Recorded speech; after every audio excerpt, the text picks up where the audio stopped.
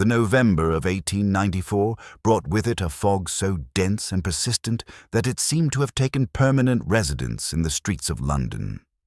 The gas lamps of Baker Street flickered like dying stars through the murky veil, casting wavering shadows that danced across the cobblestones with each passing hansom cab.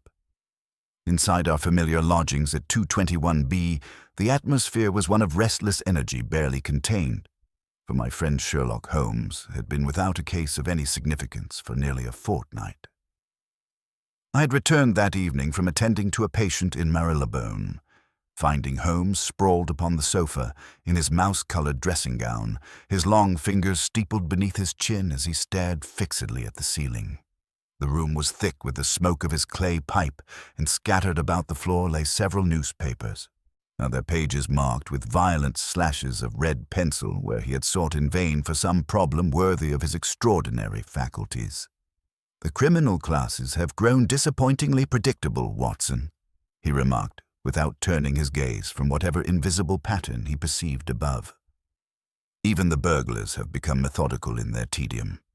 I am reduced to solving the domestic mysteries of our neighbors through the medium of their chimney smoke and the frequency of their milk deliveries."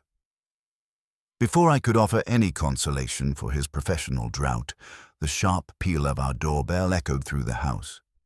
Mrs. Hudson's measured tread upon the stairs was followed by lighter, more hurried footsteps, and within moments our landlady appeared at the door.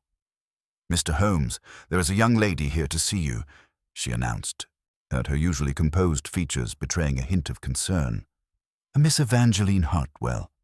She appears quite distressed and insists the matter is most urgent." Holmes sprang from the sofa with the alacrity of a cat, his grey eyes suddenly bright with that peculiar intensity I'd come to recognize as the harbinger of his engagement with a new puzzle. "Show her up immediately, Mrs. Hudson, and perhaps you might bring tea. I suspect we shall have need of it." Case Introduction. Holmes and Watson discuss the peculiarities. The young woman who entered our sitting room commanded immediate attention and sympathy. She could not have been more than 25 years of age, with delicate features framed by dark hair that had been hastily arranged beneath a modest black bonnet. Her mourning dress, though of good quality, and showed signs of having been worn for some weeks, and her gloved hands trembled slightly as she clutched a small leather reticule to her breast. Most striking, however, were her eyes, large, intelligent, and filled with an expression of barely controlled terror that seemed at odds with the composed bearing she struggled to maintain. "Mr. Holmes," she began, her voice scarcely above a whisper. "I apologize for calling at such an hour, but I am at my wit's end. The police have dismissed my concerns as the fancies of a grief-stricken mind, and even my own family begins to look upon me with pity rather than belief. But I assure you, sir, what I have witnessed these past 6 nights defies all rational explanation." Holmes gestured toward the chair beside the fire, his manner transformed from languid boredom to keen attention. "Pray be seated, Miss Hartwell. This is my colleague and friend, Dr. Watson, whose discretion is absolute. You may speak freely before him. Now then, before you begin your account, allow me to observe that you have recently suffered a bereavement, your father, I believe, and that you have traveled here from Hampstead by omnibus, despite possessing the means for more comfortable transportation." Miss Hartwell stared at him in astonishment. "How could you possibly know such details?" "Elementary, my dear lady," Holmes replied, settling into his own chair. "Your mourning attire, while of excellent quality, shows the particular wear patterns of having been worn daily for several weeks, suggesting a recent loss of someone very close to you. The slight ink stain upon your right forefinger, combined with the legal documents protruding from your reticule, indicates you have been dealing with matters of inheritance, most commonly a father's estate. As for your journey, the omnibus ticket stub visible in your glove confirms the route from Hampstead, while the quality of your dress and jewelry suggests you chose this method of travel for reasons of discretion rather than economy." "You are quite correct on all counts," she murmured, accepting the cup of tea Mrs. Hudson provided. My father, Professor Edmund Hartwell, died 3 weeks ago of a sudden heart attack. I have been living in our family home, Clockwork House, so named for my father's profession as a master horologist and creator of mechanical automata. Early investigation. The mystery unfolds. After taking a steadying sip of tea, Miss Hartwell began her extraordinary tale. My father was renowned throughout Europe for his intricate mechanical creations, clockwork birds that sang, dancing figures that moved with lifelike grace, and most prized of all, his collection of music boxes. Among these was his masterpiece, a large ebony casket inlaid with mother-of-pearl, which played a haunting variation of Saint-Saëns' Danse Macabre. It was a piece of extraordinary complexity, requiring nearly 2 years to complete. She paused, her hands tightening around the delicate teacup. 6 months before his death, my father became increasingly agitated about this particular music box. He claimed the mechanism had developed a flaw that caused it to play at inappropriate times. In a fit of rage, most unlike his usual temperament, he took a hammer to the internal mechanism. I witnessed this myself, Mr. Holmes. He shattered the brass cylinder, bent the steel comb beyond repair, and snapped the mainspring. The box has sat upon his desk ever since, utterly destroyed and incapable of producing any sound whatsoever. Holmes leaned forward, his fingers forming that characteristic steeple. And yet I presume it has begun to play again. 6 nights ago, she whispered, I was awakened at precisely 2 o'clock in the morning by the sound of music drifting up from my father's study below. It was unmistakably the Danse Macabre melody, played with perfect clarity and timing.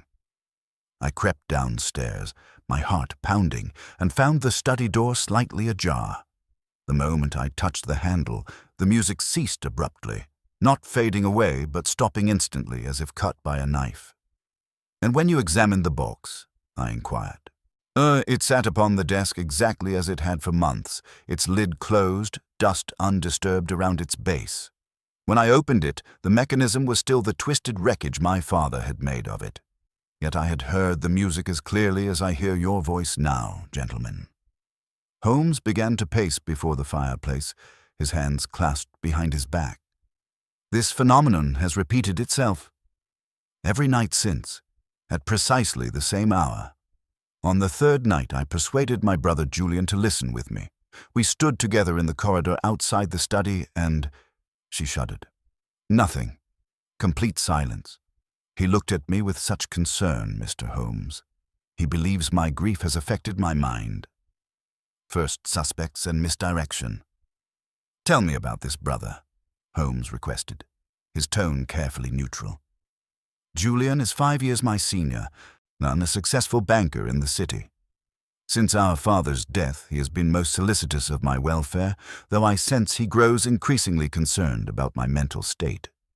According to father's will, Julian inherits the bulk of the estate, while I receive a substantial but smaller portion, unless I am declared incompetent, in which case Julian would become my guardian and control my inheritance as well. Holmes exchanged a meaningful glance with me. A common arrangement. And the household staff? Only Mrs. Pembroke, our housekeeper of 15 years, and young Thomas, the garden boy. Mrs. Pembroke claims to have heard nothing, though her quarters are directly above the study.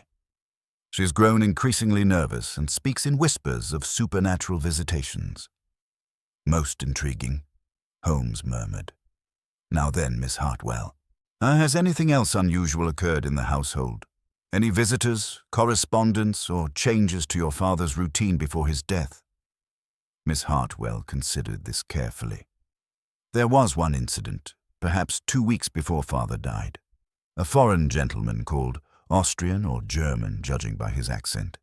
He met privately with father in the study for nearly an hour. Afterward, father seemed greatly agitated and burned several papers in the fireplace. When I inquired about the visitor, father became quite sharp with me and said it was a business matter of no concern to anyone else. The secret clue. Holmes finds hidden inconsistencies. Holmes stopped his pacing abruptly. "This foreign visitor? Did you observe him closely?" "Only briefly, when I served tea. He was a man of perhaps 50 years, and well-dressed, but with calloused hands that suggested manual work. Most memorably, he wore a peculiar ring, heavy gold, with what appeared to be tiny gears worked into the design." "Fascinating," Holmes breathed, his eyes gleaming. "Miss Hartwell, I shall take your case. There are elements here that intrigue me greatly. A broken mechanism that plays, a foreign craftsman with mechanical jewelry, and the inheritance that depends upon your sanity. Dr. Watson and I shall visit Clockwork House tomorrow morning. In the meantime, I must ask something that may seem strange. Tonight, when you hear the music, do not investigate. Instead, note the precise time it begins and ends, and observe whether any lights appear in other parts of the house." "You believe me, then?" she asked, hope flickering in her eyes. Holmes's expression grew grave. "My dear lady, I believe you are in considerable danger. What haunts your father's study is not a ghost, but something far more tangible and far more sinister. The game, as I am fond of saying, is afoot." Setting up the investigation. After Miss Hartwell had departed, considerably more composed than when she arrived, I turned to Holmes with barely contained curiosity. "Well, Holmes, what do you make of it? Surely you don't believe in spectral music boxes?" Holmes settled back into his chair, reaching for his pipe. "What I believe, Watson, is that we are dealing with a most ingenious deception. Consider the facts. A master craftsman dies suddenly after a visit from a mysterious foreign colleague. A complex mechanism is deliberately destroyed, yet continues to function. And a young woman's inheritance hangs in the balance of her perceived sanity. You suspect the brother. Julian Hartwell certainly benefits from his sister's potential incapacitation," Holmes mused, striking a match. "But the method suggests someone with intimate knowledge of mechanical devices. Knowledge that a banker would be unlikely to possess. No, Watson, I believe we shall find that the late Professor Hartwell's final creation was not a music box, but an elaborate trap. The question remains, was he the hunter or the prey?" As Holmes settled into his contemplation, wreathed in tobacco smoke and deep thought, I found myself anticipating our visit to Clockwork House with a mixture of excitement and apprehension. The melody of Danse Macabre seemed to echo in my mind, a dance of death that had only just begun to play its sinister tune. The morning broke grey and cheerless over London, the persistent November fog retreating only enough to reveal a sky the colour of tarnished pewter. Holmes had been awake since dawn, and I found him at breakfast surrounded by technical volumes on horology, several bearing the stamp of the British Museum reading room.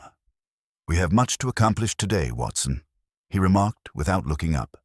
"The mysteries of Clockwork House will require all our faculties." Our hansom deposited us in Hampstead shortly before 10 o'clock, the yellow fog clinging even more tenaciously to these heights than to the streets below. Clockwork House stood apart from its neighbours, a substantial Georgian structure of grey stone that seemed to brood beneath ancient oaks. Even from the street, and a low mechanical thrumming was audible, the collective heartbeat of countless timepieces within.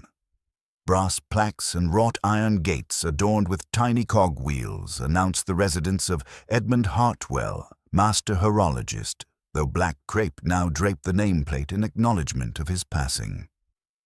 Miss Hartwell answered our ring herself, her face pale but composed despite the shadows beneath her eyes that spoke of another sleepless night. "Mr. Holmes, Dr. Watson, thank you for coming so promptly."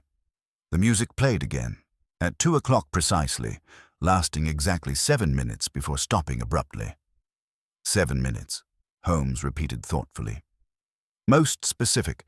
And did you observe anything else, as I requested?"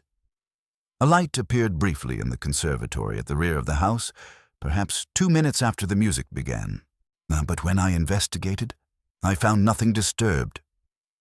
Before Holmes could respond, heavy footsteps descended the staircase, and we were introduced to Julian Hartwell. He was a man of imposing stature with his sister's dark coloring, though his face bore a hardness hers lacked. Dressed in a severe grey suit, his manner was brisk and professional. "I indulged my sister's request to call you only to settle her nerves," he declared without preamble. "This business of the music is pure hysteria, born of grief. Evangeline has always been imaginative, but since father's death, she has become quite unmoored." Holmes's grey eyes studied the banker with quiet intensity. "We shall determine the nature of the phenomenon soon enough. I understand you have heard nothing yourself." "Nothing but the settling of an old house and wind in the chimney," Julian replied dismissively, leading us down a long, panelled corridor alive with the cacophony of ticking clocks. "I check the house myself each evening, every window, every door." The study door opened to reveal Professor Hartwell's sanctum, a cavernous room lined floor to ceiling with books and glass cabinets filled with intricate brass mechanisms. Tall windows, heavily curtained, overlooked a garden gone wild with autumn decay. Upon the massive mahogany desk sat the object of our inquiry, the ebony music box with its mother-of-pearl inlay depicting dancing skeletons in a moonlit cemetery. Holmes approached it with the reverence of a pilgrim, producing his magnifying lens.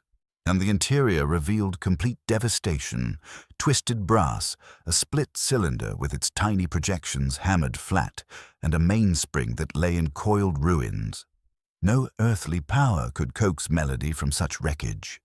Yet Holmes's examination was methodical and prolonged. He studied joints, hinges, the decorative inlay, even measuring the box's dimensions with a small ruler. After 20 minutes, he straightened and turned his attention to the desk itself, examining the papers scattered across its surface with the same careful scrutiny.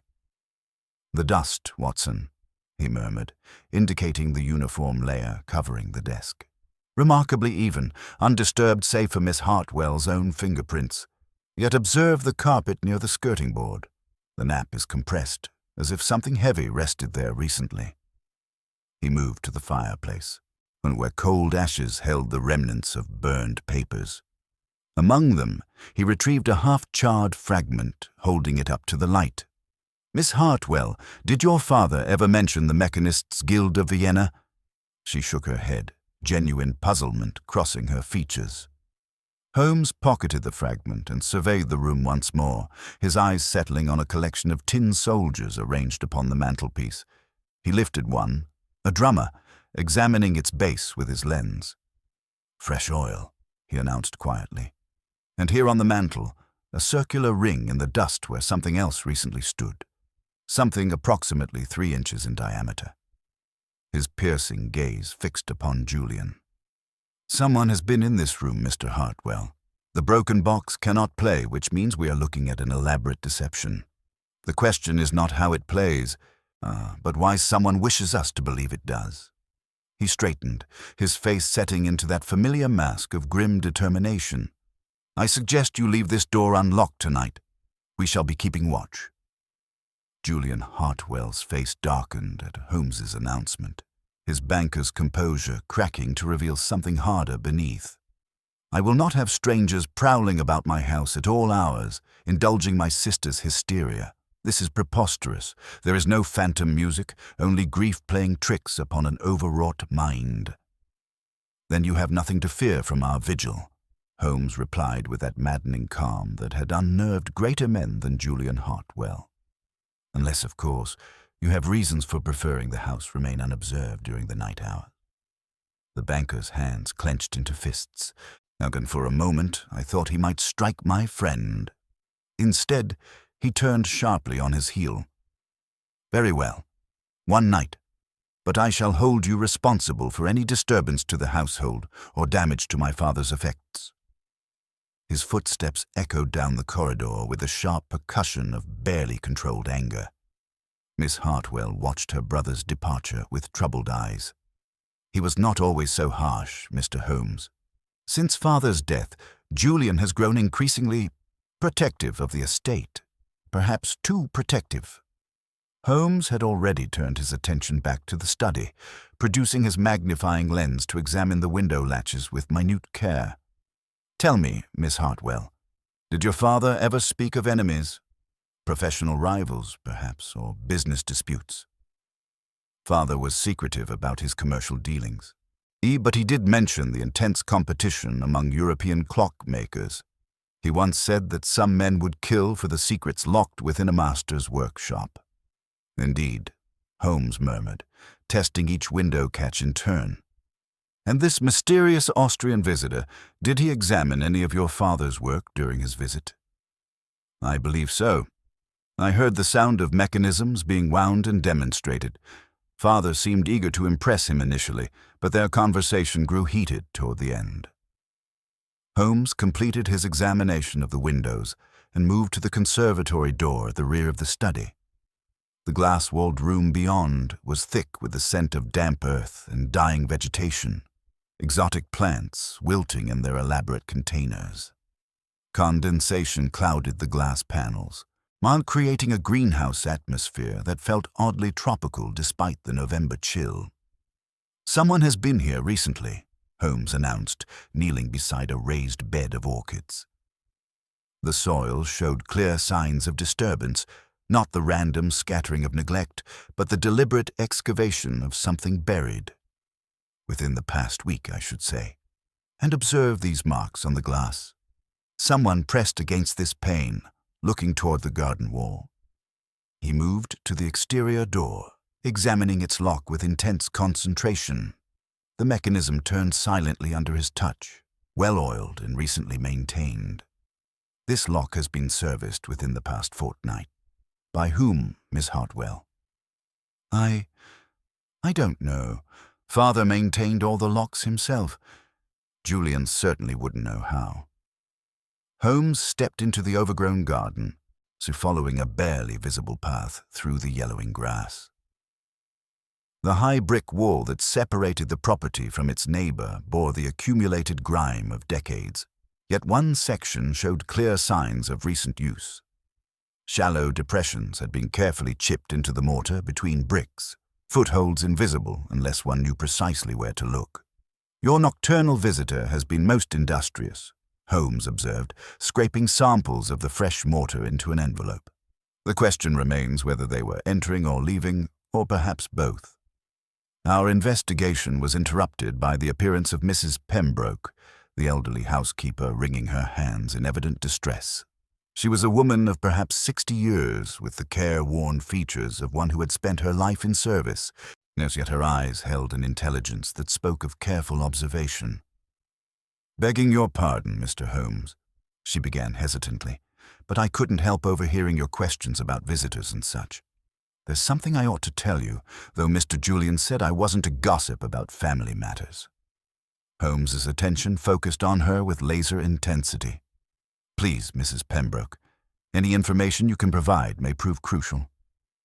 The housekeeper glanced nervously toward the house before continuing in lowered tones. "The night before the professor died, sir, I heard voices in the study. Angry voices they were, the professor and someone else. But when I came down to investigate, all was silent, and the study door was locked from within." "What time was this?" Holmes asked sharply. "Near midnight, sir. I was preparing for bed when the shouting began. It went on for perhaps 10 minutes, then stopped so sudden like it fair gave me chills. The next morning, poor Professor Hartwell was found collapsed at his desk, his face twisted something terrible." Holmes exchanged a meaningful glance with me. "And you heard no one leave the house?" "No, sir, but—" She hesitated, then pressed on. "I've worked in this house for 15 years, Mr. Holmes. I know every creak and groan of these old timbers. That night something was different. The house felt occupied, if you take my meaning, as if someone were moving about who didn't belong." "Most illuminating," Holmes murmured. "One final question, Mrs. Pembroke. In recent weeks, have you noticed anything unusual about the household routines? Any changes to your duties, or requests to avoid certain areas?" The woman's face flushed slightly. Well, sir, Mr. Julian did ask me to stay clear of the professor's workshop. Said it was for legal reasons, the inventory and such. And he's taken to checking all the locks himself each evening, something he never did before. After Mrs. Pembroke withdrew, still casting nervous glances over her shoulder, Holmes stood in contemplative silence for several minutes. The fog had begun to thicken again, muffling the distant sounds of London and wrapping Clockwork House in an increasingly oppressive shroud. "The pieces begin to form a pattern, Watson," he said finally. "A foreign craftsman with suspicious timing, a death that may not have been natural, a brother with financial motives and unusual new habits, and a house that harbors secrets in its very walls. Tonight's vigil may prove more dangerous than I initially anticipated." I felt for the reassuring weight of my service revolver in my coat pocket. "What do you suspect we'll encounter?" Holmes's grey eyes held a glint of steel. "I suspect, my dear fellow, that we shall finally meet the phantom musician who plays melodies from a broken box. And when we do, I believe we shall find him to be very much flesh and blood, and very much alive." The afternoon shadows lengthened around us as we prepared for what promised to be a most eventful night in the haunted halls of Clockwork House. The late afternoon found us returning to Baker Street through the thickening fog, Holmes maintaining an almost complete silence during the journey. Upon reaching our lodgings, he immediately withdrew to his chemical corner, subjecting the mortar samples and other evidence to a series of tests that filled our sitting room with acrid fumes and prompted sharp protests from Mrs. Hudson below. "Most illuminating," Holmes announced after an hour of methodical analysis, holding a test tube up to the gaslight. "The mortar contains traces of limestone quarried exclusively in the Tyrol region of Austria. Our mysterious visitor has quite literally brought a piece of his homeland to England." I looked up from my notes. "Then the Austrian craftsman is definitely involved in this business?" Holmes began his characteristic pacing, his hands clasped behind his back. "Consider the sequence of events, Watson. 6 months ago, this foreign visitor appears and examines Professor Hartwell's work. Shortly afterward, Hartwell destroys his masterpiece in apparent fury. 2 weeks before his death, the visitor returns, they quarrel violently, and Hartwell burns important documents. The professor dies under circumstances that Mrs. Pembroke found suspicious. Then, precisely 3 weeks later, the impossible music begins, timed perfectly to suggest supernatural intervention and cast doubt upon Miss Hartwell's mental stability. But surely the music cannot actually come from the destroyed mechanism. Precisely the point, my dear fellow. Someone is producing these sounds by alternative means, and the timing suggests careful preparation. The 3-week delay indicates our perpetrator needed time to install whatever apparatus they are employing." Holmes consulted his pocket watch. "We have several hours before returning to Hampstead.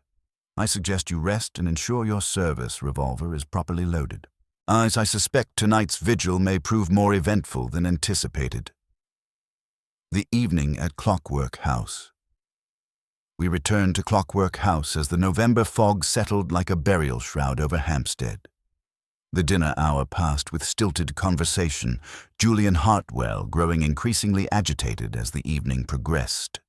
He spoke mainly of estate business and his concerns about his sister's condition, while Miss Hartwell made valiant attempts to discuss their father's work and legacy. Holmes contributed little to the conversation, though I observed his sharp glances cataloguing every detail of the room. The arrangement of furniture, the positioning of the mechanical devices that adorned every surface, even the pattern of wear on the carpet. His mind was clearly occupied with the puzzle before us, rather than the excellent roast Mrs. Pembroke had prepared. "If your investigation tonight proves what I already know," Julian declared as dessert was cleared away, "that there is nothing here but an overwrought imagination and the settling of an old house, then I trust this entire charade will end." Holmes rose with deliberate calm. "I ask only for your cooperation, Mr. Hartwell. You may retire at your usual hour. Dr. Watson and I shall position ourselves where we can observe any unusual phenomena. If something occurs, we shall be ideally placed to document it." After Julian withdrew with obvious displeasure and Miss Hartwell retired to her chambers with instructions to lock her door, Holmes and I established our positions in the morning room adjacent to the study. From here, we commanded an excellent view of the corridor through a partially opened door, while remaining concealed from any potential intruder. The vigil and discovery. The hours crawled past with agonizing slowness. Clockwork House seemed to breathe around us, alive with the synchronized ticking of countless timepieces that grew louder and more oppressive in the darkness. Holmes remained motionless as carved stone, every sense alert, while I struggled against the hypnotic effect of the mechanical chorus.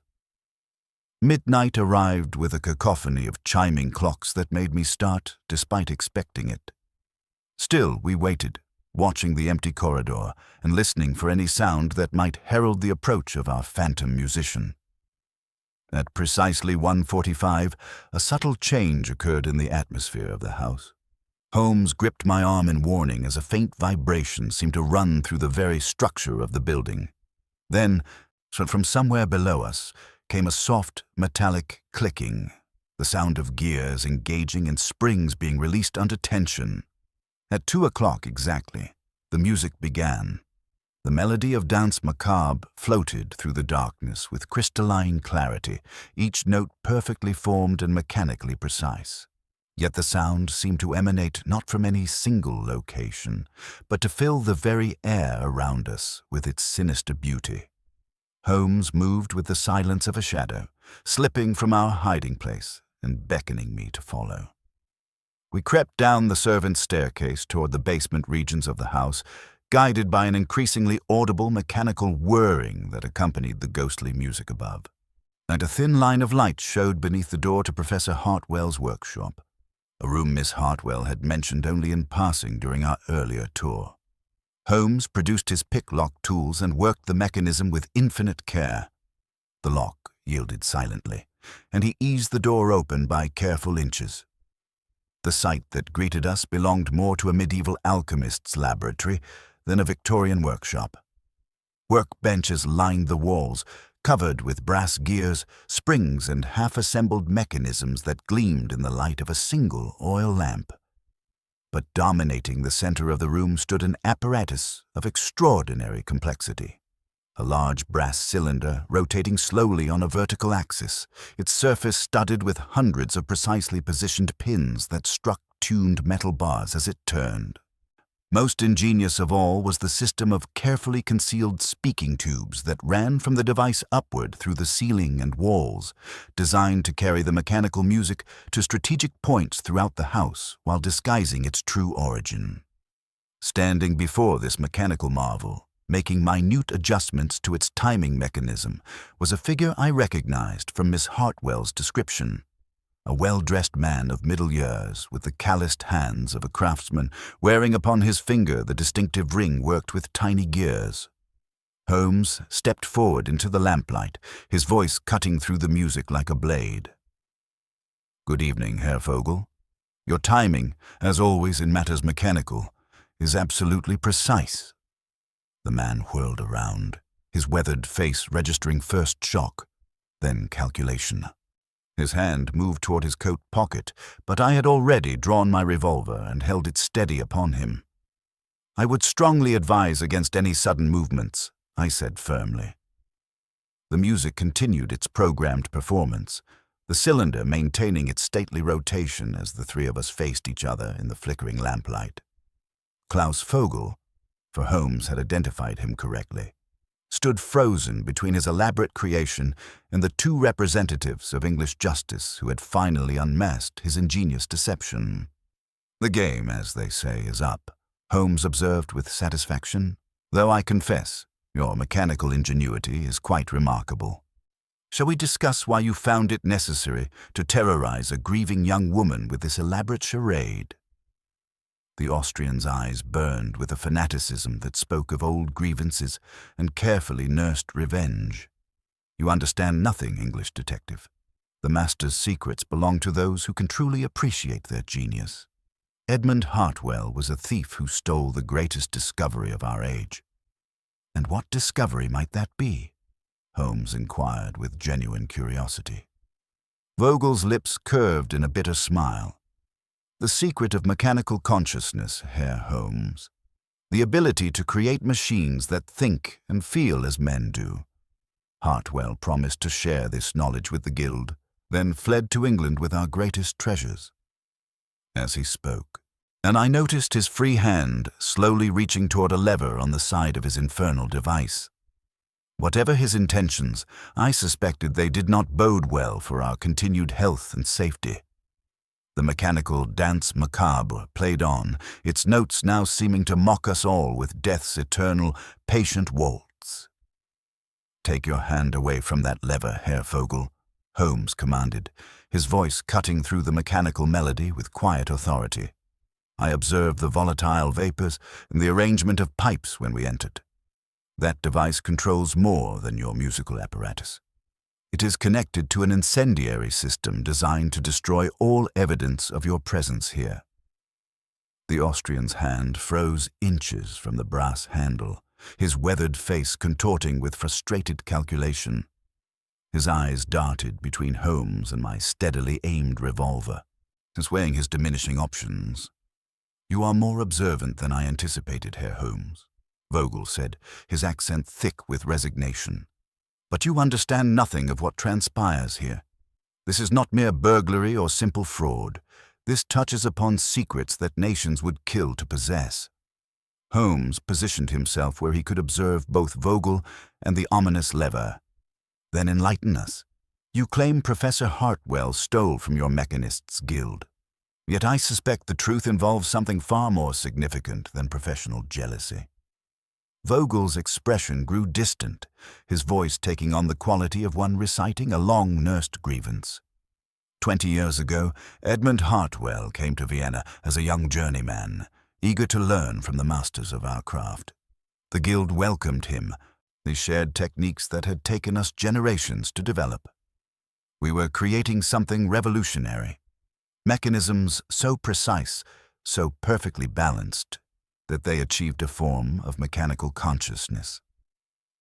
The music box continued its programmed performance, the brass cylinder rotating with hypnotic precision. I kept my weapon trained on Vogel while Holmes listened with that intense concentration that indicated his mind was cataloging every detail. "Hartwell proved brilliant beyond our expectations," Vogel continued, his hands gesturing unconsciously. "He grasped principles in months that had taken us decades to understand. But he was impatient, reckless. He began experimenting with forbidden combinations, mechanisms that could learn, adapt, even anticipate human behavior. The Guild masters warned him such creations were dangerous, that we did not fully comprehend the forces we were manipulating. And he defied them," Holmes prompted. "Worse. He stole our most precious prototype, a device incorporating all our accumulated knowledge, and fled to England. We spent years trying to locate him, to recover what was rightfully ours. When I finally discovered his whereabouts 6 months ago, I came to negotiate his return to Vienna." Before Holmes could respond, footsteps echoed in the corridor above, followed by voices. One familiar, one filled with barely controlled panic. Miss Hartwell appeared at the workshop entrance, her dark hair unbound and her face pale with shock. Behind her stood Julian Hartwell, his expression a mixture of guilt and defiant calculation. "Julian," she whispered, her voice trembling as she took in the scene before her. "What are you doing here? How did you know?" "I knew because I arranged it," Julian interrupted, stepping into the lamplight with the swagger of a man who believes himself beyond consequence. "Vogel contacted me weeks before Father's death, offering a solution to certain financial difficulties. All I had to do was provide access to the house and support his claim that you were becoming mentally unstable." Miss Hartwell staggered as if struck. "You conspired with this man. You were willing to have me declared insane for money." "Father's obsession was bankrupting us," Julian snarled, his banker's composure finally cracking. He spent our entire inheritance on his ridiculous mechanical fantasies while I struggled with debts that would have seen me in debtor's prison. Vogel offered me a partnership, a share in the profits once the automaton plans were recovered and sold to interested parties in Berlin. Holmes's eyes sharpened. The automaton. So that is what you truly seek, Herr Vogel. Not the broken music box, but the blueprints for Hartwell's masterpiece, the prototype he stole from Vienna. Vogel nodded grimly. The plans for a mechanical being capable of independent thought and action. Such a creation would revolutionize warfare, industry, society itself. Governments would pay any price for such knowledge. And my father's death? Miss Hartwell asked, tears streaming down her face. Was that part of your arrangement? For the first time, genuine emotion flickered across Vogel's features. That was not planned. I came to make one final appeal to your father, to convince him to share his discoveries with the guild. We argued. Your housekeeper heard us. He became agitated, refused to listen. His heart simply failed. I fled through the conservatory before anyone could discover me. Holmes began pacing slowly around the great brass cylinder, his keen eyes studying its surface with renewed interest. Yet you proceeded with your scheme despite Hartwell's death. You installed this apparatus to create the illusion of supernatural activity, hoping to drive Miss Hartwell away or have her committed, leaving the house empty for your search. The plans had to be here somewhere, Vogel said desperately. Hartwell was too methodical to destroy his life's work. But despite months of searching, despite Julian's cooperation, we found nothing but scattered notes and broken mechanisms. Holmes stopped his circuit abruptly, pulling out his notebook and pencil. Because you were looking in the wrong place entirely. The music itself is the key, is it not? Hartwell was a master of mechanical encoding. This melody, Saint-Saëns' Danse Macabre, but with subtle variations. An extra beat here, a skipped note there. As the cylinder completed another rotation, Holmes transcribed the sequence of notes with swift, precise strokes. It forms a binary code. The old professor hid the location of his plans within the very music that proclaimed his defiance of your guild. Julian stared at him in growing alarm. That's impossible. It's just a tune, nothing more. Holmes snapped his notebook shut with a triumphant smile. Nothing is impossible when one eliminates the improbable. Though, Mr. Hartwell, your father knew his enemies would tear this house apart searching for his secrets. So he hid them in the most public place imaginable, inside the great clock mechanism of St. Paul's Cathedral, which he helped restore 5 years ago. The revelation struck the room like a thunderbolt. Vogel's face went ashen while Julian stepped backward as if the words were physical blows. St. Paul's, Vogel whispered, but that would mean that your months of elaborate deception have been utterly futile, Holmes finished. The plans you seek have been ticking away above London's rooftops, guarded by the most public timepiece in the empire. In that moment of stunned silence, Vogel made his desperate gambit. His good hand darted toward the lever, but Holmes was ready. With lightning reflexes, he snatched a heavy brass gear from the workbench and hurled it with unerring accuracy. The projectile struck Vogel's wrist with a sickening crack, sending him stumbling backward with a cry of agony. I rushed forward, pinning the injured Austrian to the ground, while Holmes swiftly disabled the incendiary mechanism. Julian made a break for the stairs, but Miss Hartwell, transformed by a rage I had never seen in her gentle nature, blocked his path. "You're going nowhere, brother," she said, her voice cold as winter steel. "You will answer for every moment of terror you have caused me." The remainder of that eventful night passed in a blur of police whistles and official questions. Inspector Lestrade arrived with a contingent of constables, looking disheveled but relieved to find us alive and the criminals in custody. As Vogel was led away, cradling his broken wrist, he cast a look of pure malevolence at Holmes. "This is not finished, detective," he hissed. "The guild never forgets its enemies." "Nor do I forget mine, Herr Vogel," Holmes replied with icy calm. "Nor do I." Julian Hartwell offered no resistance as the handcuffs were applied, staring at the floor with the sullen resignation of a gambler who had played his final card and lost. He refused to meet his sister's eyes, even as she stood watching his arrest with a mixture of heartbreak and steely resolve. As dawn broke over London, chasing away the fog and shadows of that extraordinary night, Miss Hartwell stood alone among the mechanical wonders of her father's creation. She looked small and vulnerable, yet there was a new strength in her bearing, the strength of one who has faced betrayal and survived. "Thank you, Mr. Holmes," she said quietly. "You have saved both my life and my sanity. But what of the plans? If they are truly at St. Paul's?" "They are safe enough for the present," Holmes assured her. "I shall arrange for their retrieval and transfer to the Royal Institution, where they can be studied by scholars rather than exploited by those who would use them for destructive purposes.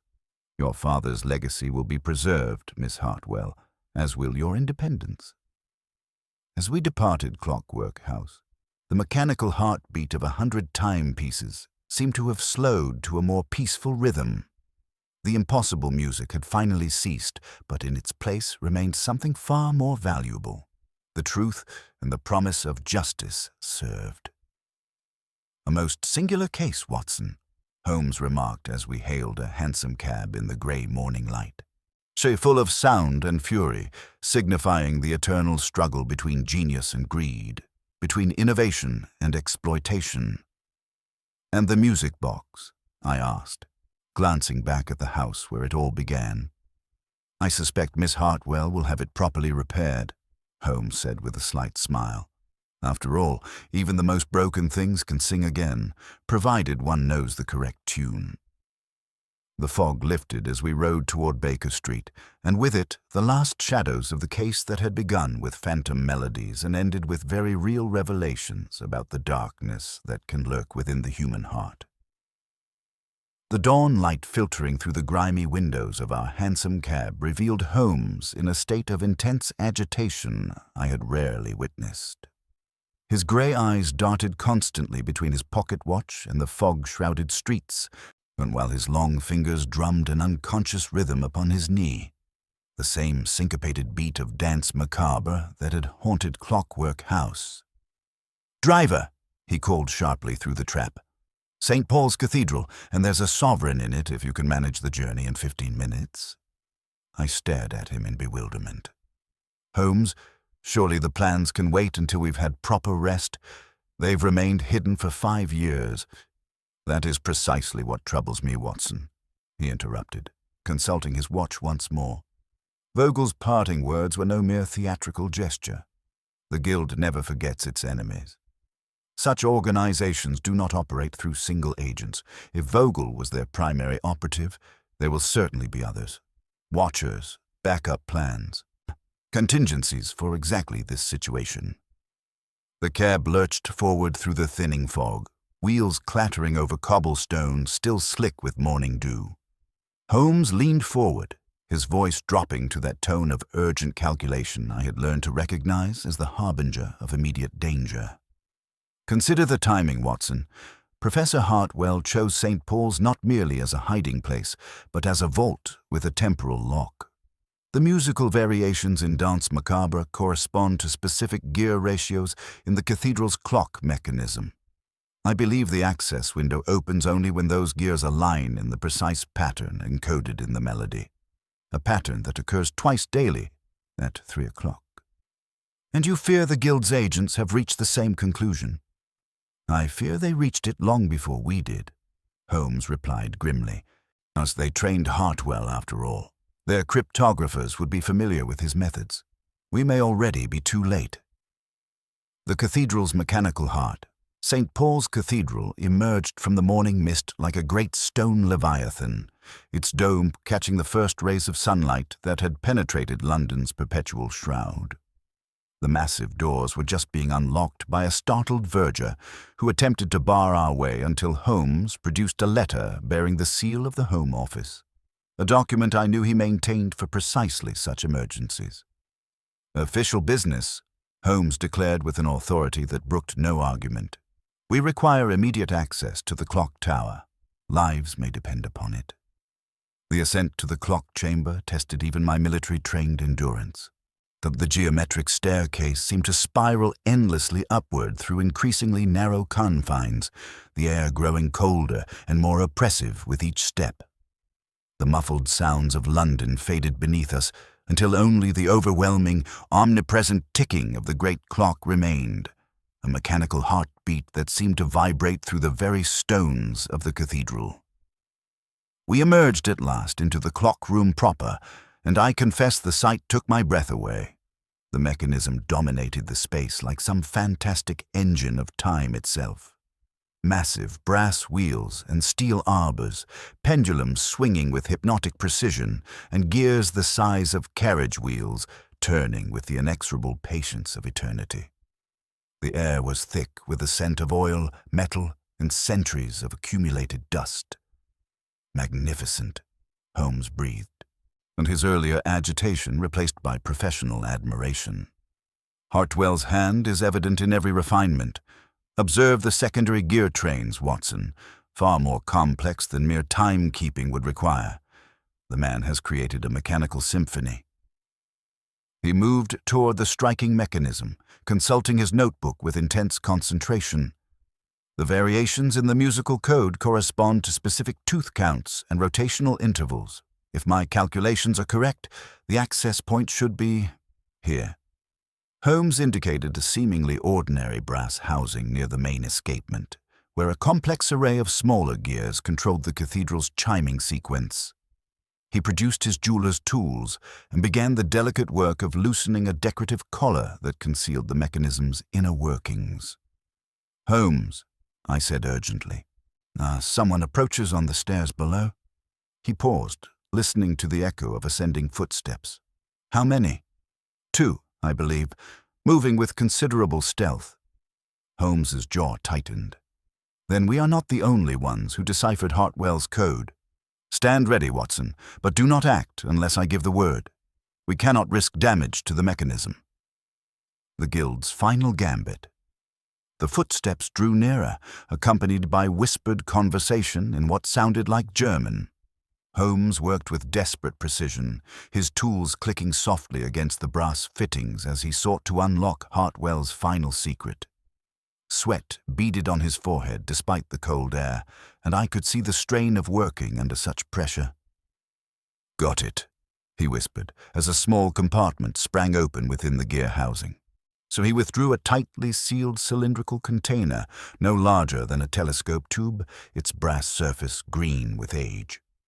At that moment, two figures appeared at the entrance to the clock chamber. They were well-dressed men of middle years, their appearance unremarkable save for the identical rings they wore. Heavy gold bands worked with tiny gears in the distinctive style we had learned to associate with the Mechanists' Guild. "Mr. Sherlock Holmes," the taller of the two said in accented English, his tone conversational despite the pistol he held with professional steadiness. "We have been expecting you. Klaus Vogel sends his regards from Pentonville Prison." Holmes straightened slowly, the canister held carefully in his hands. "Gentlemen of the Guild, I presume. 'Tis you have gone to considerable trouble to retrieve Professor Hartwell's legacy. The knowledge belongs to those who can appreciate its true value," the second man replied. "Hartwell was a thief who stole our greatest discoveries. We have come to reclaim what was never rightfully his." "And yet," Holmes observed with that maddening calm he maintained even in the most perilous circumstances, "you seem to have overlooked one crucial detail in your calculations." The two men exchanged glances, uncertainty flickering across their features. "What detail?" Holmes smiled, that thin, predatory smile I'd learned to recognize as the prelude to his most devastating revelations. The fact that Edmund Hartwell was not merely a thief, but a man of extraordinary foresight. Did you truly believe he would leave his life's work unprotected? As if summoned by his words, the great clock mechanism began to chime the hour. The room filled with deafening resonance as the bells of St. Paul's announced 3 o'clock to all of London. But something was wrong with the sequence. Instead of the traditional Westminster chimes, the mechanism played a haunting variation that I recognized with a chill of understanding. Dance Macabre. Hartwell's final masterpiece, Holmes shouted over the mechanical symphony. Not the automaton plans, but a security system built into the cathedral's very heart. The moment the canister is removed from its housing, the clock mechanism sends a signal to Scotland Yard through the pneumatic message system he helped install during the restoration. The guild agents stared in horror as their carefully laid plans crumbled around them. Even now, I could hear the distant sound of police whistles echoing through the London streets below. Inspector Lestrade should be arriving with a full complement of constables within minutes. Holmes continued with evident satisfaction. I took the liberty of alerting him to the possibility of this encounter before we left Baker Street. The taller agent raised his pistol with desperate determination, but his companion grabbed his arm. "Nine. Too many witnesses. Too much attention. We retreat and try again another day." "There will be no other day," Holmes said firmly. "These plans are going directly to the Royal Institution, where they will be studied by men of science rather than exploited by those who would use them for destructive purposes." The guild agents hesitated for a crucial moment, torn between their mission and their survival instincts. That hesitation proved their undoing as the sound of heavy boots on the stone stairs announced the arrival of Lestrade and his men. "Surrender your weapons and submit to arrest," came the inspector's familiar voice from below. "The building is surrounded." With expressions of bitter defeat, the two men placed their pistols on the floor and raised their hands. The guild's final gambit had failed, undone by the very mechanical genius they had sought to steal. Justice and aftermath. As the guild agents were led away in chains, Inspector Lestrade approached us with evident relief. "Mr. Holmes, your message arrived just in time. We've been watching the cathedral since dawn, waiting for your signal." Holmes handed him the precious canister. "The plans for Hartwell's automaton, Inspector. I trust they will be delivered safely to the proper authorities." "Already arranged, sir. The Royal Institution is expecting them within the hour." I watched the proceedings with a mixture of satisfaction and melancholy. Justice had been served, but at what cost? A brilliant man had died, his daughter had been terrorized, and his son had betrayed everything his family held dear. "What of Julian Hartwell?" I asked Lestrade. "Ah, that's where Mr. Holmes's additional evidence proved invaluable," the inspector replied with a grin. "Those calculations he discovered, disguised as banking figures but actually specifications for Vogel's apparatus, have demolished his defense entirely. The Crown prosecutor is confident of a conviction on charges of conspiracy, fraud, and attempted unlawful confinement." Holmes nodded with grim satisfaction. "Then Miss Hartwell will be free to rebuild her life without the shadow of her brother's greed hanging over her future." As we descended the winding stairs of St. Paul's, leaving behind the mechanical marvels and the echoes of our confrontation, I reflected on the case that had begun with phantom music and ended with very real consequences.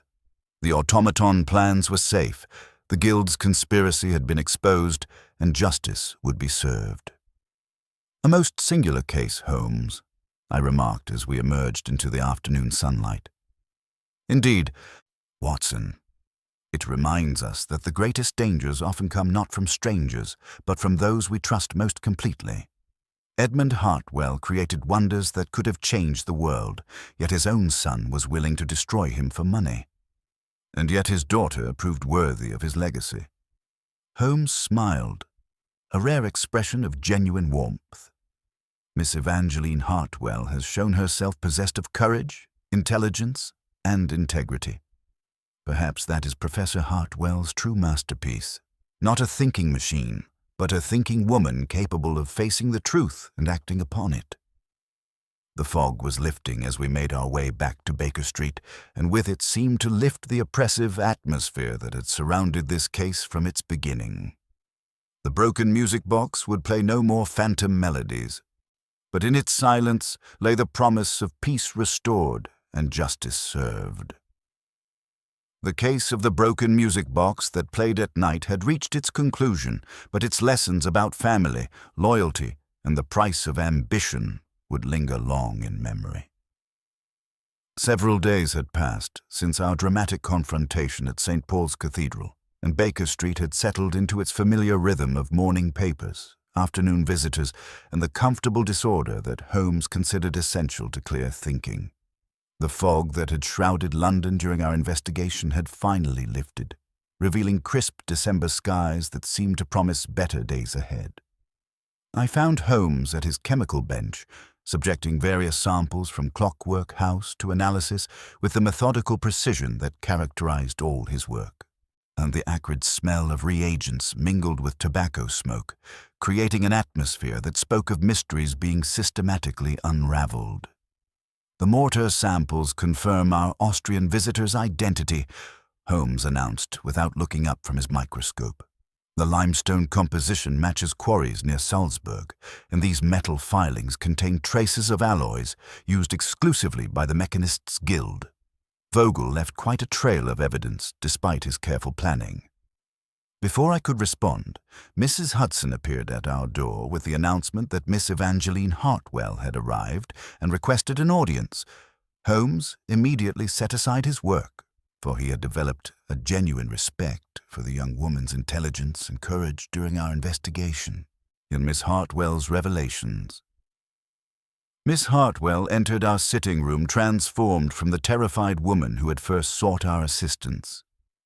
Though she still wore mourning dress, her bearing possessed a quiet confidence that spoke of inner strength discovered through adversity. She carried with her a leather satchel that she placed carefully upon our table. "Mr. Holmes, Dr. Watson," she began, "I've come to thank you properly for your intervention, but also to share discoveries that cast our recent adventure in an entirely new light." Holmes leaned forward with keen attention. "You have found something among your father's effects?" "Indeed." She withdrew from her satchel a leather-bound journal, its pages filled with Professor Hartwell's meticulous handwriting. Father's private diary, hidden within a secret compartment of his desk. And the final entries revealed that our mystery was even more complex than we realized. She opened the journal to a marked passage and read aloud. "September 20th, 1894. Vogel grows more insistent with each visit, but he fails to understand that the plans he seeks are deliberately incomplete. The mechanical specifications at St. Paul's show the automaton structure, but not its animating principle. That secret I shall take to my grave, for I have come to believe that some knowledge is too dangerous for this world." Holmes's gray eyes sharpened with interest. "Your father anticipated the Guild's pursuit and prepared accordingly. More than that," Miss Hartwell continued, turning to another entry. "He deliberately created the mystery that brought you into the case. Listen to this. Should anything happen to me, the phantom music will begin exactly 3 weeks hence. I have arranged matters so that the deception will inevitably draw the attention of someone capable of unraveling the truth. The Guild must be stopped, but through justice rather than violence." The technical deception. Explained. I stared at her in amazement. "Then your father orchestrated the entire haunting?" Holmes rose and began his characteristic pacing. "Ingenious beyond measure. Professor Hartwell created a delayed mechanism that would activate long after his death, ensuring that any investigation would focus on supernatural explanations rather than human agency. But how was the effect actually achieved?" Miss Hartwell smiled with evident pride in her father's ingenuity. "The diary explains everything. My father spent months installing a network of speaking tubes throughout Clockwork House. Not merely the crude system Vogel later employed, but a sophisticated acoustic apparatus hidden within the very walls. The tubes were precisely calibrated to carry sound from the basement workshop to specific locations throughout the house." Holmes nodded approvingly. The acoustic properties of an old house combined with masterful engineering. The music appeared to come from the broken box because the speaking tube terminus was concealed directly beneath it. The illusion was perfect because the source was invisible. But Father's system was designed to operate only once, Miss Hartwell explained. The mechanism that activated 3 weeks after his death was programmed to play the encoded version of Danse Macabre for exactly 7 nights, and then destroy itself. When Vogel arrived and found the house apparently haunted, he assumed his own apparatus was responsible and began his elaborate deception. Character consequences and justice. "And your brother Julian?" I inquired, though I suspected I knew the answer. Miss Hartwell's expression grew sad but resolute. The evidence of his conspiracy with Vogel was overwhelming. Inspector Lestrade informs me that Julian has confessed in hopes of receiving a reduced sentence. He will likely face 7 years' imprisonment for fraud and conspiracy. The family solicitors are working to ensure that his debts do not encumber the estate, but his reputation is destroyed beyond redemption.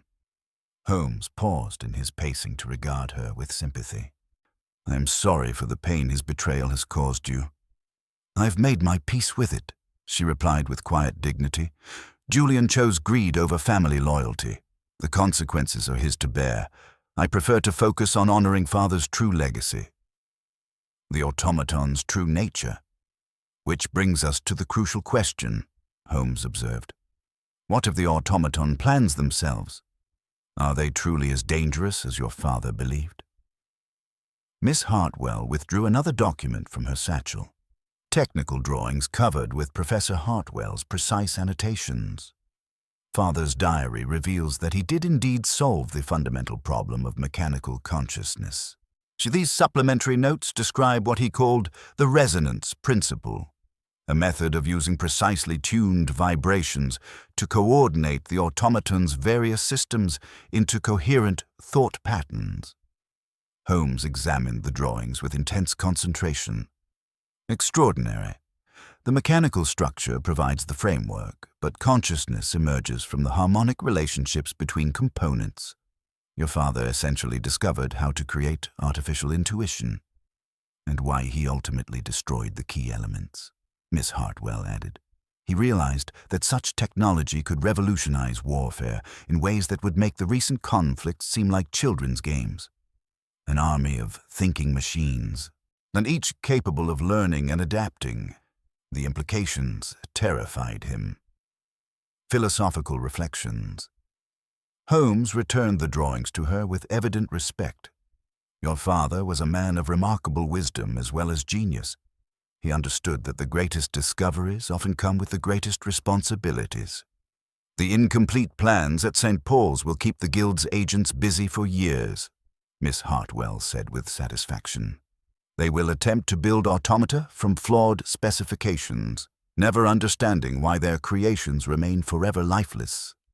Father's revenge upon those who sought to exploit his genius will be their eternal frustration." I found myself moved by the tragic nobility of Professor Hartwell's sacrifice. He created something that could have changed the world, and then ensured it could never be misused. "Indeed," Holmes murmured, settling back into his chair. "It reminds us that true genius lies not merely in creating, but in knowing when creation should be restrained." Professor Hartwell's greatest invention was not the automaton, but the wisdom to recognize its dangers. Resolution and future. Miss Hartwell rose to take her leave, but not before sharing her plans for the future. "I intend to convert Clockwork House into a school for mechanical arts, as Father always hoped. The workshop will be restored, but dedicated to creating devices that serve humanity, rather than destroy it. Perhaps that is the most fitting memorial to his genius." Holmes extended his hand to her. "Your father would be immensely proud, Miss Hartwell, and you have proven yourself worthy of his legacy by understanding that true strength sometimes lies in choosing not to use the power at one's disposal." After she departed, Holmes returned to the window, gazing out at the London streets with a contemplative expression. "A remarkable case, Watson. It began with phantom music and ended with very real questions about the responsible use of knowledge." "And the Guild?" I asked. "Will they accept defeat?" "Organizations like the Mechanists' Guild never truly accept defeat, Holmes replied thoughtfully. They will regroup, recruit new agents, and continue their pursuit of forbidden knowledge. But for now, at least, Professor Hartwell's secret is safe. Holmes and his daughter has shown herself capable of guarding his legacy. The afternoon shadows lengthened across Baker Street as Holmes picked up his violin, drawing from it the opening notes of Danse Macabre. But under his masterful touch, the sinister melody was transformed into something elegiac and beautiful, a requiem for genius sacrificed upon the altar of conscience, and a celebration of wisdom choosing restraint over ambition. The case of the broken music box that played at night had reached its conclusion, but its lessons about family, loyalty, and the price of knowledge would linger long in our memories. Some secrets, we had learned, are meant to remain hidden, and some songs are never meant to be heard by human ears. Aftermath. In the weeks that followed, Inspector Lestrade kept us informed of the legal proceedings. Klaus Vogel, faced with overwhelming evidence and the prospect of a lengthy sentence, agreed to cooperate with authorities in exchange for deportation rather than imprisonment. His testimony led to the arrest of several other guild agents throughout Europe, effectively dismantling their network for the foreseeable future. Julian Hartwell received a sentence of 6 years hard labor, reduced from the original charges due to his cooperation and his sister's testimony regarding their family's financial pressures. He would have ample time to reflect upon the choices that had led him to betray everything his father held dear. The incomplete automaton plans were sealed within the Royal Institution's vault, where they would remain until such time as humanity might be ready for such knowledge, if indeed that time ever came. Professor Edmund Hartwell's greatest creation would remain forever a dream deferred, a reminder that true wisdom sometimes requires the courage to leave certain doors unopened. And in Hampstead, Clockwork House began its transformation from a place of secrets and shadows into a beacon of learning, where young minds would be taught not only the mechanics of creation, but the ethics of innovation. It was, perhaps, the most fitting tribute to a man who had learned that the greatest inventions are sometimes the ones we choose never to complete. The December of 1894 brought to London a winter of unusual severity, transforming the familiar streets into a landscape of muffled sounds and crystalline beauty. Snow lay thick upon the cobblestones of Baker Street, and our windows at 221B were etched with delicate patterns of frost that caught the gaslight like scattered diamonds. Inside our sitting room, a cheerful fire crackled against the cold, while Holmes maintained his characteristic position by the window, though his usual restless energy had given way to an uncharacteristic contemplation. I had been attempting to organize my notes on the Clockwork House affair when Holmes spoke suddenly from his vigil. "Watson, I believe we are about to receive a visitor whose arrival I've been anticipating for some weeks now. A gentleman of continental bearing approaches our door with the measured gait of one who carries weighty news." Before I could inquire how he had reached this conclusion, Mrs. Hudson announced the arrival of Count Friedrich von Reichenbach. The name meant nothing to me, but Holmes's eyebrows rose with evident interest as he turned from the window. The man who entered our sitting room commanded immediate respect. Perhaps 60 years of age, he possessed the erect bearing of a military officer and the refined features of European nobility. His iron-gray hair was immaculately groomed, and his dark eyes held both intelligence and a melancholy that spoke of difficult decisions made and their consequences accepted with dignity. The Guild's true representative, Mr. Sherlock Holmes, he began in excellent English marked by a slight Germanic accent. "I come to you not as an adversary, but as one seeking to right ancient wrongs and prevent future catastrophes. I represent the true spirit of the Mechanists' Guild, the faction that Klaus Vogel and his extremist colleagues nearly destroyed with their greed and ambition." Holmes gestured toward a chair near the fire, his manner alert but not hostile. "You are frank in your identification, Count von Reichenbach. Your ring betrays your affiliation, though you have made some attempt to conceal it." The Count smiled ruefully, removing his glove to reveal the distinctive gold band worked with tiny gears. I should have known better than to attempt deception with the famous Sherlock Holmes. Yes, I am, or rather, I was until recently, a member of the Guild's governing council. I've traveled to London specifically to discuss the Hartwell affair and its far-reaching implications. He accepted the brandy I offered with a grateful nod before continuing. It's just what you prevented, Mr. Holmes. Was not merely a case of fraud and intimidation, but a catastrophe that would have destroyed the Guild's 3-century legacy and potentially triggered an international crisis. The faction that Vogel represented, those who believed our accumulated knowledge should be weaponized and sold to the highest bidder, has been thoroughly discredited by your intervention. Hartwell's true story. Holmes settled into his chair with that predatory stillness that indicated complete attention. I confess, Count, that certain aspects of Professor Hartwell's relationship with your organization have puzzled me. His actions suggested a man driven by more than mere professional rivalry. The Count's expression grew troubled as he withdrew a leather portfolio from his coat. That is the question that has haunted me for 2 decades, Mr. Holmes. With Miss Hartwell's permission, I have brought Edmund's correspondence from his time in Vienna. These letters reveal a truth that neither the Guild nor the world has fully understood. Holmes opened the portfolio with evident curiosity, his keen eyes scanning the yellowed pages with their careful script. I watched his expression shift from interest to surprise, then to something approaching admiration. Remarkable, Holmes murmured after several minutes of silent reading. Professor Hartwell did not steal your prototype. He destroyed it along with all documentation of its construction. He believed the Guild had been infiltrated by agents seeking to exploit your research for military purposes.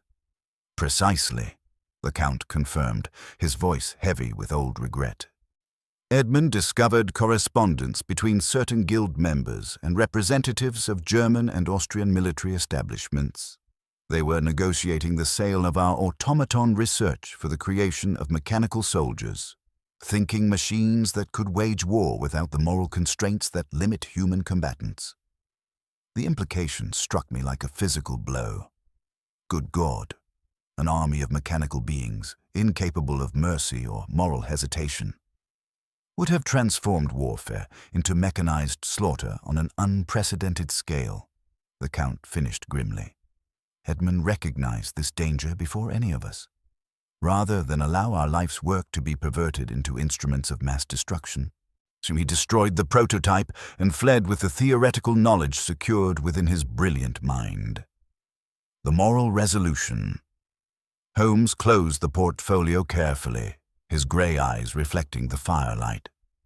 And the Guild pursued him not to recover stolen property, but to silence a potential whistleblower who could expose your organization's corruption to the world. Some pursued him for that reason, the Count acknowledged. Others, like myself, simply wanted to ensure the knowledge remained secure. We failed to anticipate that Edmund would spend the next 20 years refining the theory in isolation, creating something even more sophisticated than our original prototype, then deliberately ensuring it could never be constructed. Holmes rose and moved to the window, his silhouette dark against the snow-bright panes. The incomplete plans at St. Paul's were not merely a security measure, they were a philosophical statement.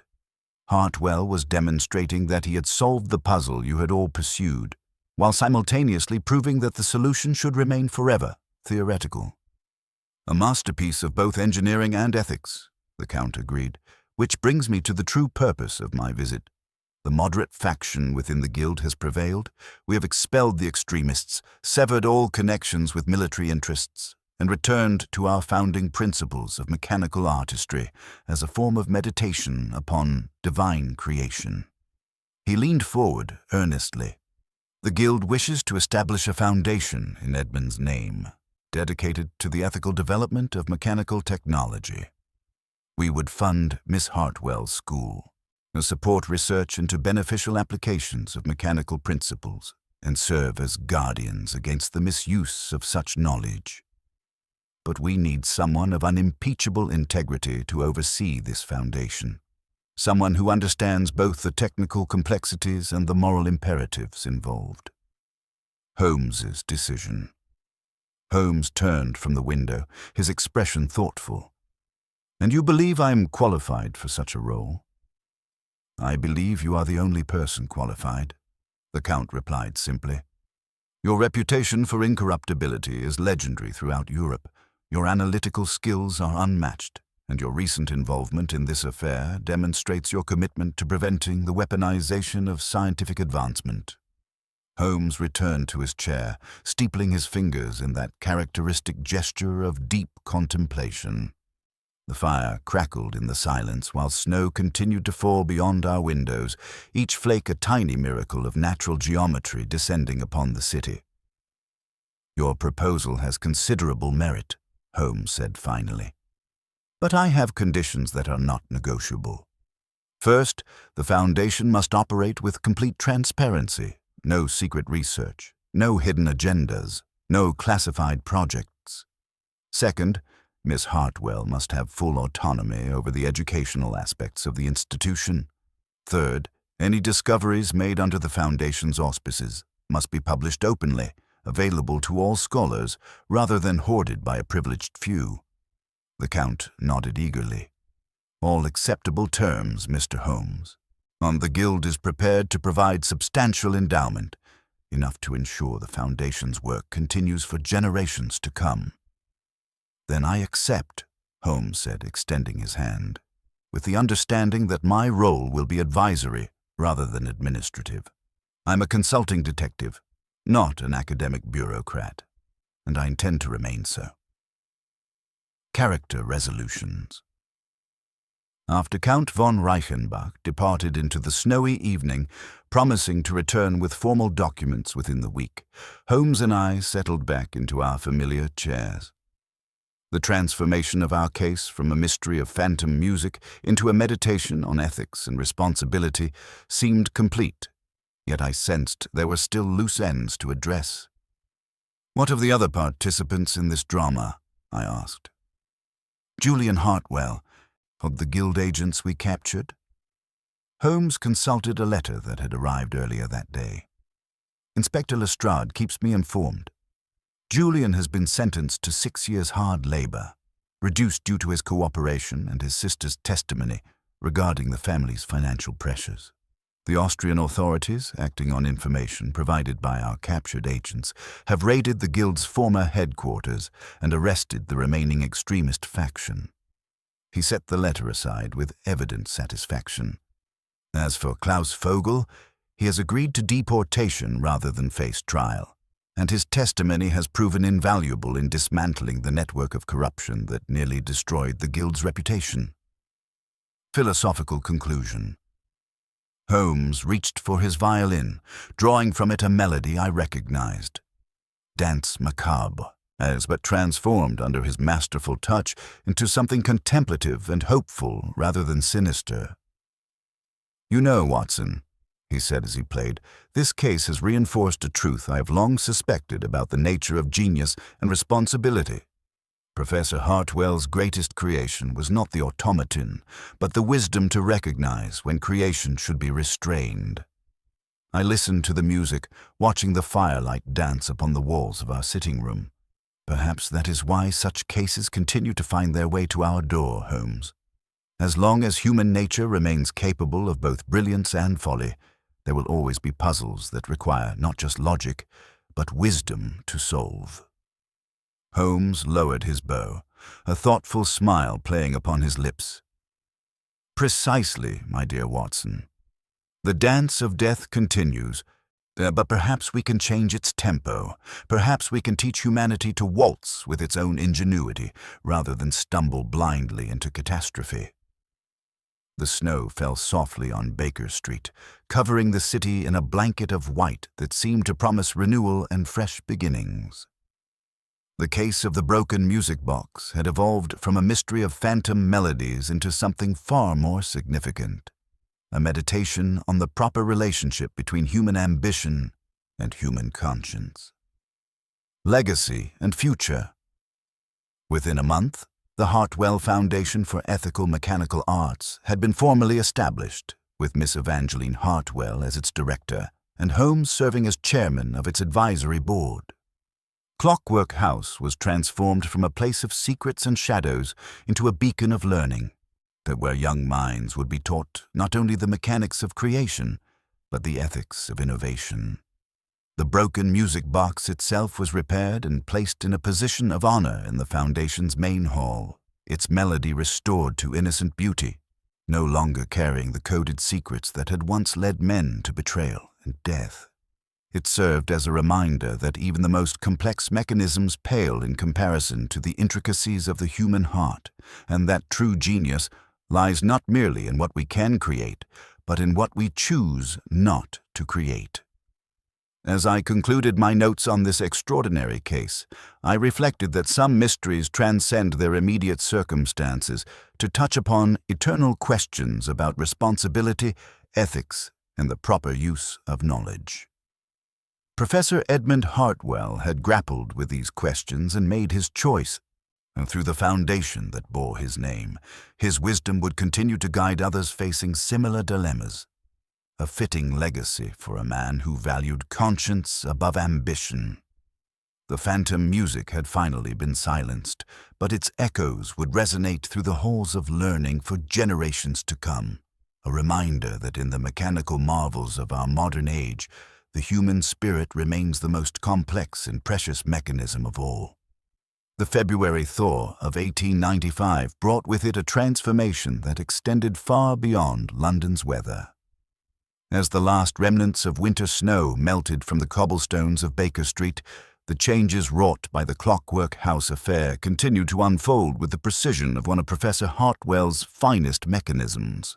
Though Holmes had thrown himself into his advisory role with the Foundation with an enthusiasm that surprised even me, though I detected in his engagement a deeper purpose than mere philanthropic duty. I found him one grey morning surrounded by correspondence from institutions across Europe, each letter bearing questions that touched upon the intersection of mechanical innovation and moral responsibility. His usual impatience with administrative matters seemed tempered by genuine fascination with the philosophical complexities these communications revealed. "The ripples continue to spread, Watson," he remarked, holding up a letter bearing the seal of the Vienna Technical Institute. "They write seeking guidance on research into mechanical calculation engines that could potentially automate financial markets. Oh, the implications are staggering. Imagine the power to manipulate entire economies through programmed trading mechanisms." Before I could respond, Mrs. Hudson announced the arrival of Inspector Lestrade, whose expression carried that peculiar mixture of satisfaction and concern I had learned to associate with cases that refused to remain properly closed. New revelations from Pentonville. "Mr. Holmes, Dr. Watson," Lestrade began, settling into his accustomed chair with the gravity of one bearing significant news. "I've received additional information regarding the Hartwell case that I believe warrants your attention. Julian Hartwell has provided supplementary testimony from prison, details that cast certain aspects of his father's behavior in a rather different light." Holmes set aside his correspondence with evident interest. Indeed, I was under the impression that all aspects of Julian's conspiracy had been thoroughly documented. Lestrade consulted his notebook with the methodical care of a man who had learned to distrust his memory in matters of such complexity. Julian claims that during his final conversation with his father, Professor Hartwell made several statements that suggested he was aware of Vogel's presence in London and may have been deliberately manipulating the situation to his own ends. The inspector paused, clearly uncomfortable with the implications of his report. According to Julian, his father said, and I quote, "Some games must be played to their conclusion, even when the cost is higher than any reasonable man would pay. I've set events in motion that will protect what must be protected, regardless of the personal consequences." Holmes's grey eyes sharpened with that familiar intensity, suggesting that Professor Hartwell was not merely the victim of circumstances, but an active participant in orchestrating them. "That's Julian's claim, sir." He insists his father knew about Vogel's intentions, knew about the financial pressures that would make Julian vulnerable to corruption, and deliberately allowed events to unfold because he believed the ultimate outcome would serve a greater good. The Foundation's progress. Before we could fully digest these troubling revelations, Miss Evangeline Hartwell arrived for her scheduled consultation regarding the Foundation's curriculum. The transformation in her bearing since our first meeting remained remarkable. Where once she had been a terrified young woman haunted by phantom music, till she now possessed the quiet confidence of someone who had faced the worst of human nature and emerged stronger for the experience. "Mr. Holmes, Dr. Watson," she greeted us warmly, though I detected shadows beneath her eyes that spoke of recent sleepless nights. "I hope you don't mind my arriving early. Inspector Lestrade's message regarding additional testimony from Julian has left me rather unsettled." Holmes gestured for her to join our impromptu conference. "Your timing is fortuitous, Miss Hartwell. We were just discussing the implications of your brother's latest claims. I confess they raise uncomfortable questions about your father's role in recent events." Miss Hartwell's composure remained steady, though her hands tightened slightly around her reticule. "I've been expecting something of this nature, Mr. Holmes. I've been reviewing Father's papers for the Foundation's archives. I discovered several documents that suggest he was far more aware of the Guild's activities than he initially let on." She withdrew a small leather portfolio from her bag. "These letters, hidden within his desk's secret compartment, indicate that he maintained correspondence with various Guild members for years after his supposed flight from Vienna. The relationship was more complex than simple theft and pursuit. The technical mystery deepens." Holmes examined the letters with intense concentration, his expression growing increasingly thoughtful.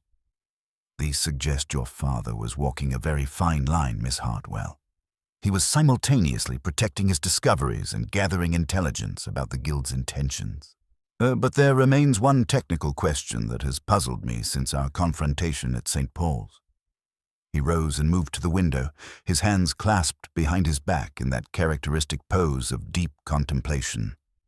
"The precision required to encode the automaton plans within the cathedral's chiming mechanism should have been impossible with the tools available in 1889. Yet the encoding was flawless, suggesting access to manufacturing capabilities that officially did not exist." Miss Hartwell's eyes widened with understanding. "You believe Father built more than just theoretical designs?" "I believe he built the tools necessary to create those designs," Holmes replied. "The question is where and what became of them." A return to St. Paul's. The following morning found us once again ascending the winding stairs of St. Paul's Cathedral, and this time accompanied by Miss Hartwell and the cathedral's chief horologist, Mr. Timothy Gable. Holmes had convinced the dean that a final examination of the clock mechanism was necessary to ensure the complete security of Professor Hartwell's hidden knowledge. In the clock chamber, Holmes went directly to the secondary gear train that controlled the quarter-hour bells. His examination was more thorough than during our previous visit, and after nearly half an hour of careful scrutiny, he made a discovery that explained much.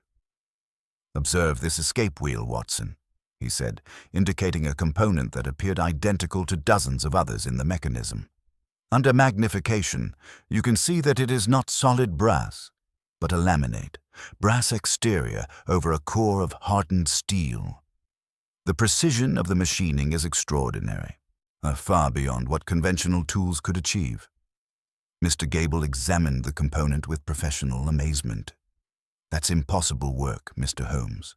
The tolerances must be within thousandths of an inch. No workshop in London could produce such precision."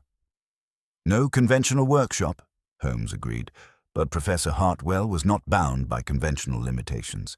He built the machine that built the machine, as it were. The ethical resolution. Miss Hartwell absorbed these revelations with the same quiet strength she had shown throughout our association. So Father was indeed manipulating events, but perhaps not in the way Julian believes. He was preparing for a confrontation he knew was inevitable, ensuring that when it came, the outcome would protect both his work and the innocent. Holmes nodded approvingly. "And your father was playing a game of extraordinary complexity, Miss Hartwell.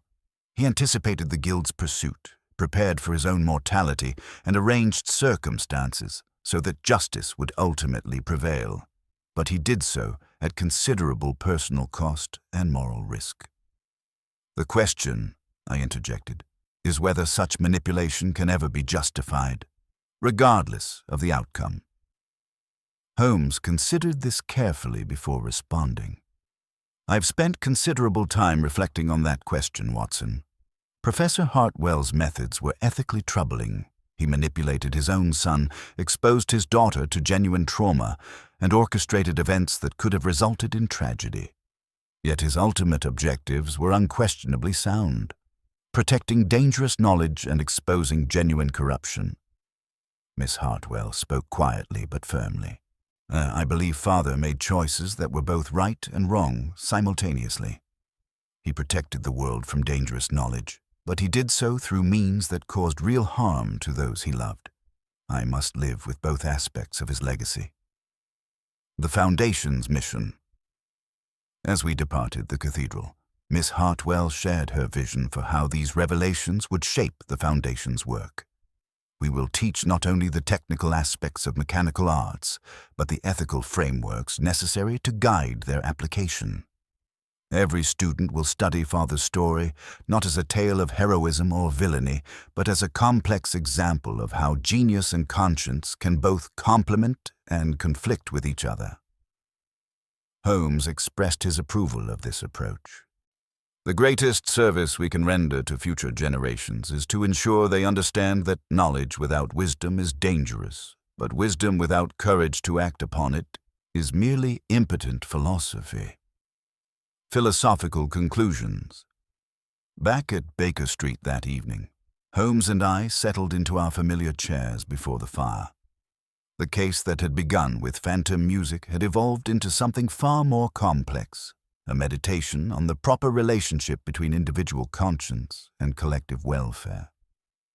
"You know, Watson," Holmes said as he reached for his violin, "this affair has forced me to confront uncomfortable parallels between Professor Hartwell's methods and my own. I, too, manipulate circumstances and people to achieve desired outcomes. The question is whether my purposes justify such tactics." I considered his words carefully. "Perhaps the difference lies in transparency and consent, Holmes. You seek truth to serve justice, not to control outcomes for personal ends, and you do not deliberately drive innocent people to commit crimes in order to expose guilty ones." Holmes drew his bow across the strings, producing the opening notes of Danse Macabre, but transformed under his touch into something contemplative rather than sinister. A comforting distinction, but one I shall examine more carefully in future cases. Professor Hartwell believed he was serving justice as well, yet his methods corrupted the very principles he claimed to uphold. The melody that followed was neither the haunting original nor any recognizable composition, but rather an improvisation that seemed to capture the case's essential complexity. Beautiful and troubling, triumphant and tragic, unresolved yet somehow eternally questioning. Legacy and future. As winter gave way to spring, the Hartwell Foundation established itself as a beacon of ethical education in mechanical arts. Students from across Europe came to study not only the technical aspects of clockwork and automata, but the moral frameworks necessary to guide their application. The broken music box, now repaired and displayed in the Foundation's main hall, served as a reminder that even the most complex mechanisms pale in comparison to the intricacies of human conscience. The case of the broken music box that played at night had revealed its deepest secrets, and those secrets were perhaps the most valuable of all. That genius without wisdom is dangerous, that the greatest mysteries are often those that force us to question our own assumptions, and that true justice requires not only the courage to act, but the wisdom to understand when action itself becomes a form of tyranny. Holmes continued his work with the Foundation, finding in its mission a worthy application of his analytical skills to questions that extended far beyond individual crimes.